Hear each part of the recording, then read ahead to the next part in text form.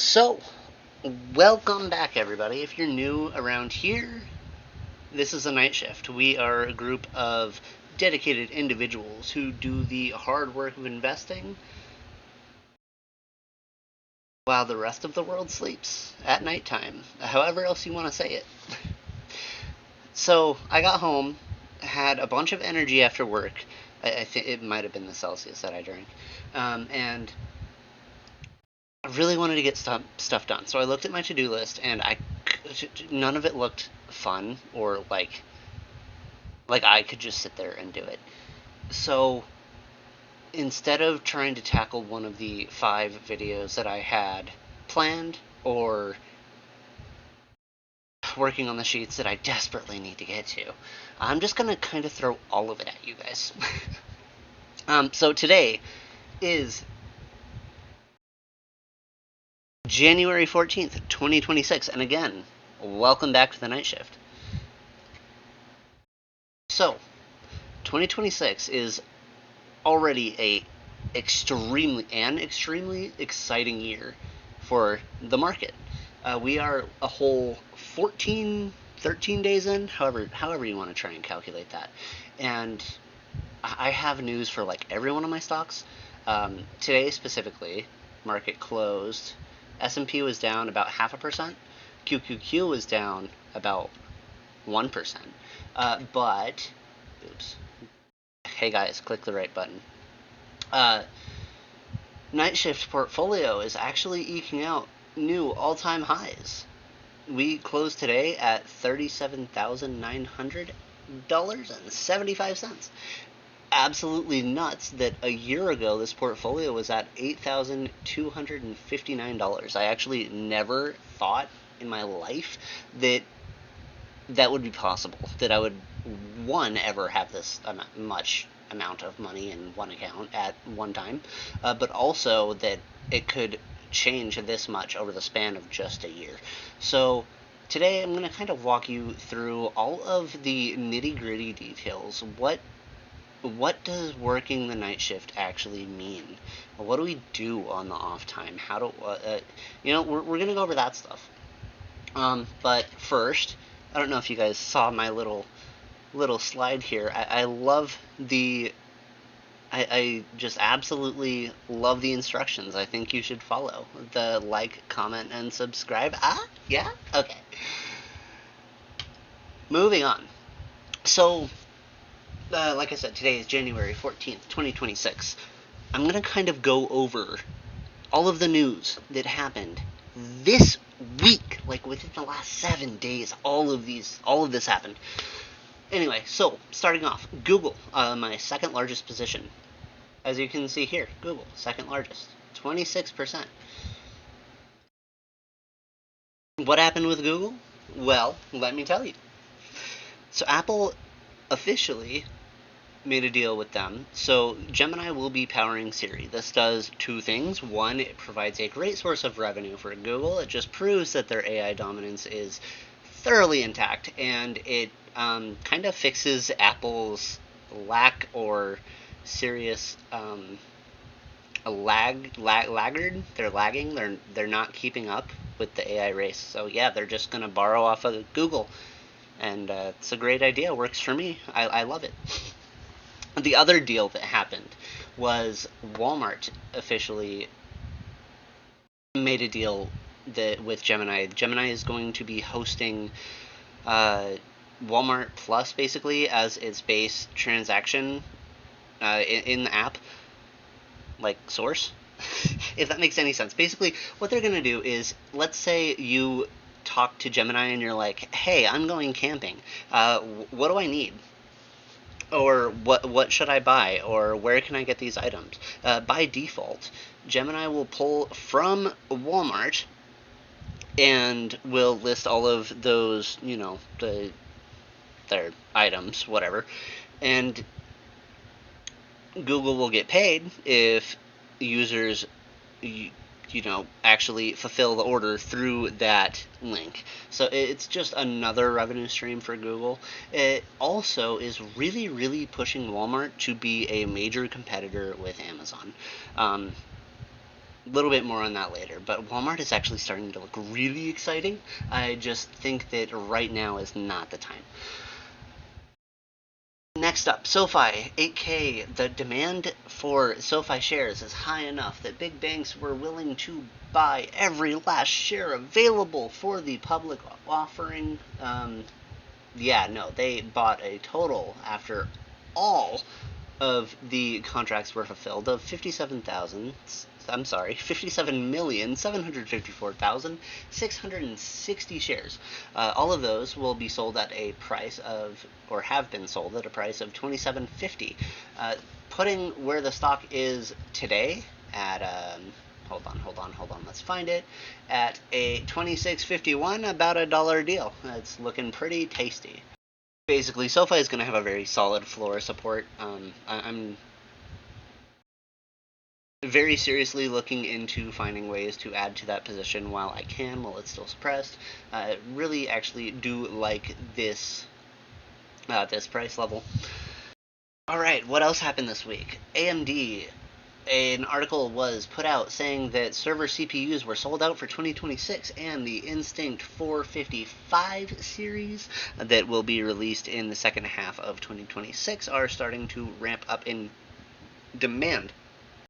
Next up, CRNT, Ceragon Networks, put out a preliminary earnings report, basically kind of just forewarning the market that one of their large orders was pushed back from December to January of 2026. So it's possible that their numbers are a little bit weak. I feel like I go over this every time the company reports, but the fact of the matter is the company is in a turnaround phase. They are restructuring. Their quality of revenue is going up drastically with all of the private network deals that they're doing in the US. And on top of that, their bookings doubled for 2026, so the revenue pipeline is looking really good. Again, I'm really excited for this one. If the stock does drop after earnings, I'm going to be munching that up like crazy. We might actually hit 2,000 shares in our position. Alright, so we went over Google, SoFi, Ceragon, AMD. What else could possibly be next? Oh yeah, Cake. They are up 14% year to date. How on earth did that happen? Well, analysts are coming out saying that they believe that the weak consumer data was just a lag, and that the consumer was not actually weak. It's almost like I could have told you that. And they're calling for the return of the strong consumer with Trump's big, beautiful bill and the tax changes, and restaurants are coming back, so Cake has gone up. And I really don't care, honestly. Like, it's cool to see, it's fun, it's exciting. But I would rather Cake just be suppressed for longer so I can pick up more and more shares. I'm looking to hold this one for like 5 to 7 years. So, it being up 14% in 2 weeks is cool, but oh well, I mean, honestly, can you go back down, please? Okay, next up. Okay, so, Weyerhaeuser. Before we touch on this, I want to get to one of those other video ideas that I was talking about.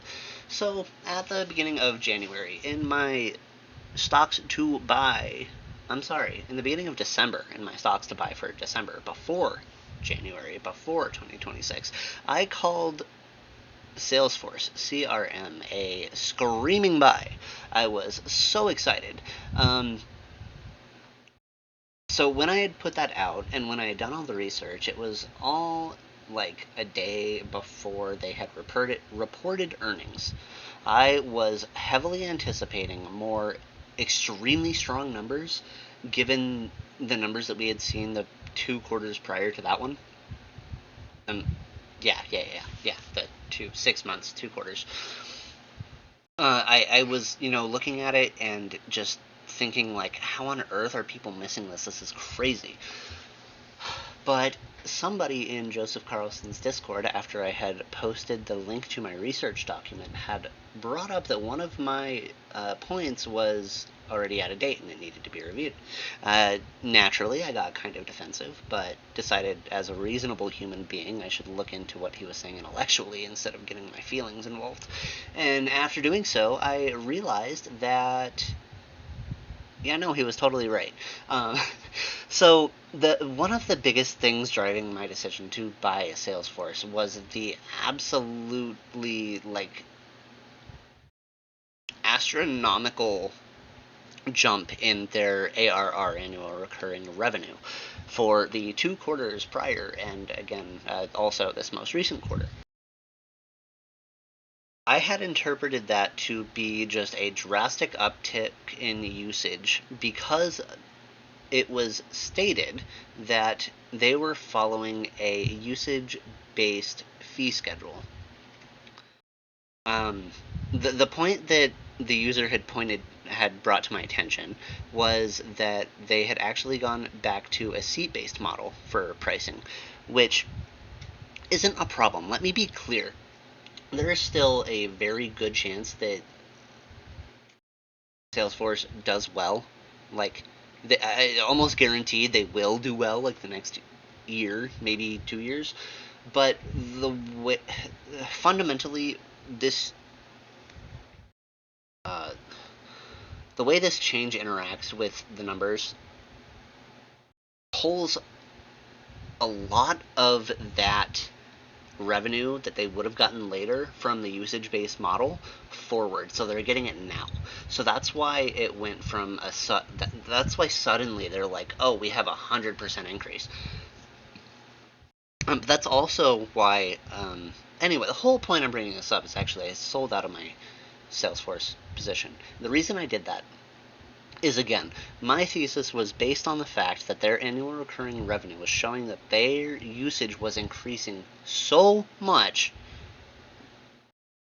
it was just unbelievable. After listening to that one earnings report and going back and checking the other two, I could find no inclination whatsoever of Benioff mentioning this change. He's just kind of touted how well they're doing, and the guy was a salesman. He totally sold it to me. I can admit that I fell for that, and it's also why I'm not going to stick around for it. Fundamentally, the way that it's working, all they have to do is continue to acquire new customers or expand seats. As these agents are increasing productivity in their customers, they will buy more. The company will do well. But the fact of the matter is, I feel betrayed and lied to by Benioff for not clearly stating that the increase in the revenue was due to the change in the pricing model. It effectively was like a magician, kind of, pulling a rabbit out of the hat, just kind of misdirecting, and that just does not sit well with me. So now that we've gone over all that, I sold it was only like $800 in Salesforce. I had like a 10% increase. So I sold that and increased my position in Cake and Weyerhaeuser. And I did that last Thursday? Last week. Anyway, that's important because when we look at Weyerhaeuser, this stock has increased. What is that? Let's go year to date. This stock has increased 12.37% year to date. How on earth did we manage that? Let me tell you. So, analysts came out raising their price target. They're raising it to, I believe, 30. Great, if you looked at my model, I actually kind of already said that. So they're catching up. But the other thing is, fundamentally, everything with this company is going really well. Lumber futures continue to trend up, and with all of the geopolitical events happening and commodities, GSG, gold, silver, oil, everything is just kind of going through the roof. So this is going to kind of, rise with it. So all of those factors are why we have like a 12% change in about 2 weeks. Well, given that we are 2 weeks from my last video and my what I'm buying for January video, it's time to buy stocks again. And This drastic change in stock prices actually changed the way I'm thinking about what I want to add to my portfolio. So I wanted to bring that up with you, let you know what I'm doing, keep you updated, because everything is fluid, things change. That's why I sold out of Salesforce, and also why I'm no longer buying Weyerhaeuser this month. Weyerhaeuser does report at the end of the month. The ex-dividend date is, they're not going to show it for the special dividend, but it should be either right around this January 29th. Before or after, I'm not really sure. Should be really soon. The special dividend is going to pay out that variable dividend based on how the lumber sold for the year, their funds available for distribution, and it's also going to kind of reset the stock. So it's going to go down however much the per share dividend was. So I don't want to effectively chase this company. I don't want to buy it after it's gone on a 12% run and is about to reset in like a week or two. So we'll revisit this in February. But for the rest of this month, what I'm buying tomorrow when I get paid, first up is Meta. When we look at Meta, everything is the same. The company looks absolutely fantastic. You can actually just go back and watch my stocks that I'm buying in January video. I went over it more than enough there. But absolutely nothing has changed from that video except for the news we got this week that Zuckerberg is going to be laying off 1,500 people, so we're cost cutting when everyone is worried about the spend in Meta. What does that tell you is going to happen? We're going to see margins improve and spending will go down and Wall Street will be happy and they'll stop punishing the stock. And yeah, on top of that, it's also gone down, 7% I think year to date? I looked it up earlier, I don't remember. Good lord. Help me. Qualtrim, you're great. What do we got? Qualtrim says a 5.36% decrease in the stock price. So yeah, we're going to be buying that dip. We're going to be buying that dip as down as far as it goes. If we get Meta at 80 again, like we did in 2022, please, please, please. I wasn't even investing then. I want some of that. So yeah, no, we're just going to keep buying Meta. Next up, though, what else am I buying? I am going to add another share of AMD to the portfolio. I had said, I don't even think I told you guys, but I had kind of made the decision that I was way overweight AMD when it was at its highs at like 256 earlier this year, and I had like a 42% weighting of my portfolio. I'm like, you know what, that's too much. There's too much risk. I don't want to do that. But yeah, no, kind of like how I mentioned in the beginning, the benefits of individual stock pricing. It goes both ways. You get massive rewards when you're right, and you can be punished when you're wrong.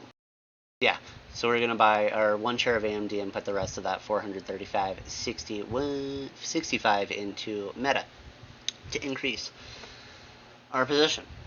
Anyway, guys, thanks for being here. This video is way longer, and it was just kind of like everything that I had word vomited over the past week. I still do really need to get on making or updating my research documents. So if you want to see how I do that, as soon as I start the page, it'll actually show up in the Patreon. So you'll be able to see how I build it out. You'll watch my day-by-day process and progress, and you'll be able to see, all of my thoughts on everything. Upcoming research documents. We have Walmart, Sentinel One, Celsius, Broadcom, Amazon. All five, 1, 2, 3, 4. Yeah, all five of these are going to be started going up there. I need to update all of them with all of the news that I just told you. So if you're interested, if you would like to see my thoughts in depth, real time, as real time as I can get, I do work for a living, as the rest of you do, I'm sure. But yeah, we really would be happy to see you over there. You can also join the Discord community. Anyway, link down below, pinned comment. Check out the Patreon. We really hope to see you there. Thank you for listening to me ramble. If you stayed this whole video, seriously, please go down, hit the like and subscribe button. If you like this, you're definitely going to like the rest of my content. And, we really hope to see you around. That's going to be it for this one, guys. Stay disciplined. Keep doing your homework. Shifts over.